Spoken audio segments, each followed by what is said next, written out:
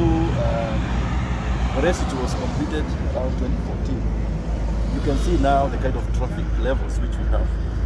And so we decided that it was important to dual all the way from here, near the airport, all the way to Roiro, a distance of 27 kilometers, to make sure that we have proper connectivity. Because you can see from the airport, it joins now the Thika superhighway. That superhighway is actually part of what we call the Great North Road, which starts from Cairo all the way to Cape Town. And so this is almost like a bypass connecting the link of the northern Great North Road from Nairobi all the way to Thika. We are doing this also because the connectivity to the UN. UN have been actually raising concerns that if you have, God forbid, an emergency, you will not be able to evacuate the UN staff from the Gili UN to the airport, which is just next door here. And so we did this as a matter of urgency to make sure that we can have clear evacuation from the UN all the way to the airport.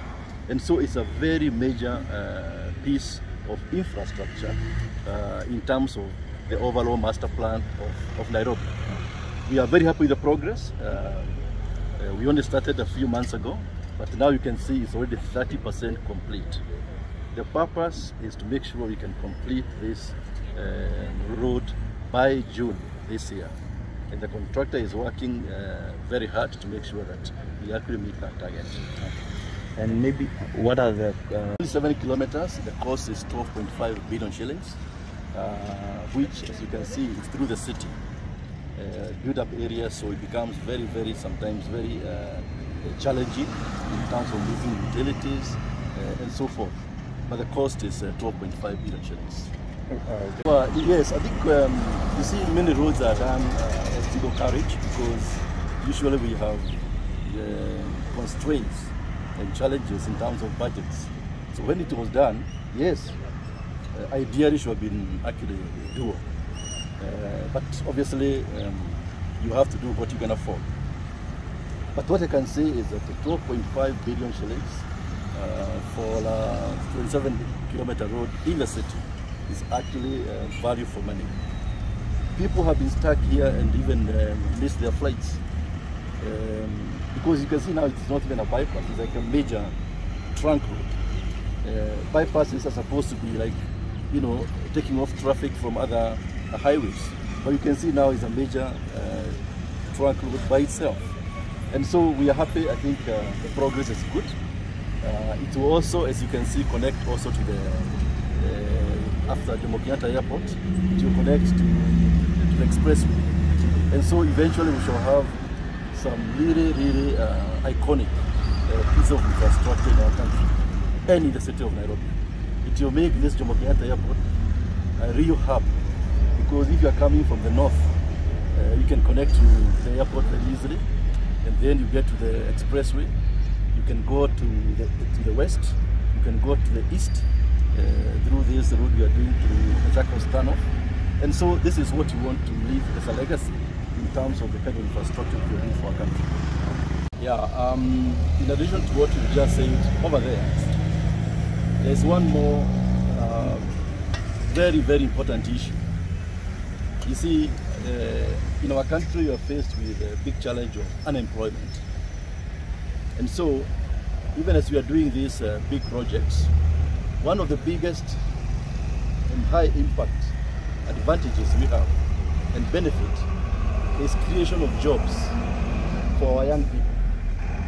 You're seeing like these young men and women. What do you think your name is? Caroline. Yeah, Caroline here. She's doing work here. If this project was not available, she'd be jobless. For this project alone, we have employed 660 young men and women. For the expressway, which we are just about to complete, we have employed 6,000 Kenyans. And so, even as we are doing these high impact projects, you have to look at the benefit in terms of creation of employment. Because these young men and women will be unemployed. Secondly, local suppliers, because for each project we insist on what we call local labor to start with, but also local content for the materials. Expressway, we have in total about 24 billion Kenya shillings worth of local content. Who will supply sand, who will supply all kind of materials. 24 billion out of the 70 billion. So you can see the benefit. This one alone, out of the 12.5 billion cost, which I told you, 5 billion shillings will go to one's local content. So this is actually now money which will remain here. This is money which will be pumped into the economy, and it will help in terms of multiplier effect other sectors of our economy. And so, whereas the projects themselves, you attract more investment in terms of manufacturing, in terms of tourism, in terms of enhancement, in terms of health systems. But you can see now the kind of direct impact in terms of creation of employment and creation of business opportunities for the local business people. And so this is where you find that when we had the recent announcement in terms of the state of the economy, it was reported that construction sector contributed about 11% of the GDP. And we want that even to be higher, because this is what will create really sustainable development for our country. And so we are very happy with the progress so far. We want to make sure all these projects are completed as quickly as possible. That's why this project, it will be done on record time to be completed by 4th of June. A period of 6 months. A major highway, 6 months. That's why expressway, we did it half of the time. We are actually opening it in April. Employment created, yeah? This project alone has employed 660. Was it? Yeah? That's very important.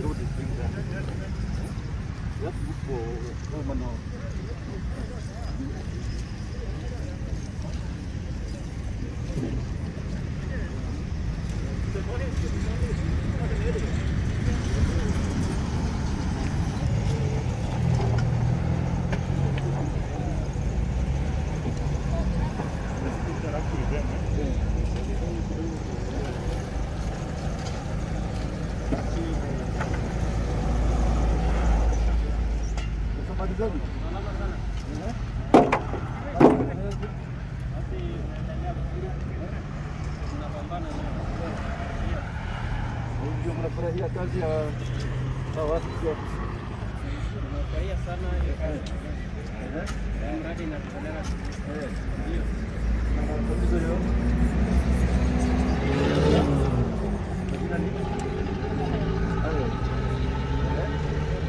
Bana kazi na vijana. Kazi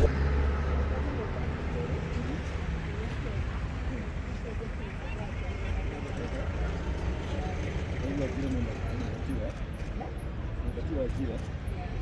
You see, one thing we did not mention there is that this is GOK funding. But we are doing it because it's actually a priority for us. You see, from here, you join what we call the northern bypass. That one, we are processing an application to have it funded by China Exim Bank, the northern bypass. But this one, because of the urgency, we decided to do it with GOK funding. And now that you've